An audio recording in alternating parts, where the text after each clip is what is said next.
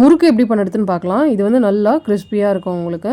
இதுக்கு வந்து நான் வந்து 50 கிராம்ஸ் பட்டர் எடுத்திருக்கேன். உருக்கி எடுத்து வச்சுக்கோங்க. அரிசி மாவு வந்து கரெக்டாக 2½ கப் 500 கிராம் எடுத்திருக்கேன். 250 ml கப்பில் 2½ கப் எடுத்துக்கோங்க.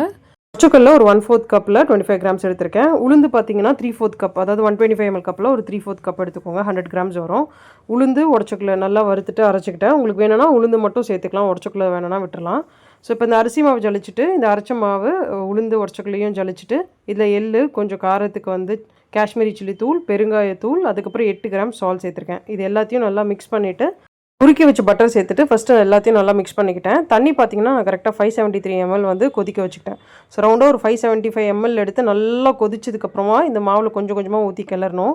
ஸோ இந்த மாதிரி நல்லா கம்பைன் ஆகிடும் உங்களுக்கு.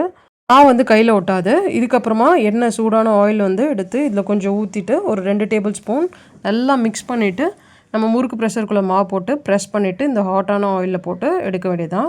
ஸ்டவ் வந்து நல்லா மீடியம் ஃப்ளேமில் வச்சுட்டு முறுக்கு மிக்ஸ் பண்ணிக்கிட்டே இருந்தீங்கன்னா கலர் வந்து சேஞ்ச் ஆனோடனே டக்குன்னு எடுத்துடலாம். இல்லாட்டா ரொம்ப கலர் சேஞ்ச் ஆகிடும். நல்லா கிறிஸ்பியாக வந்துருந்துச்சு. ஆக்சுவலி இது ரொம்ப டேஸ்ட்டாகவும் இருந்துச்சு. அந்த உளுந்தோட ஃப்ளேவர் ரொம்ப நல்லா இருந்துச்சு இதில்.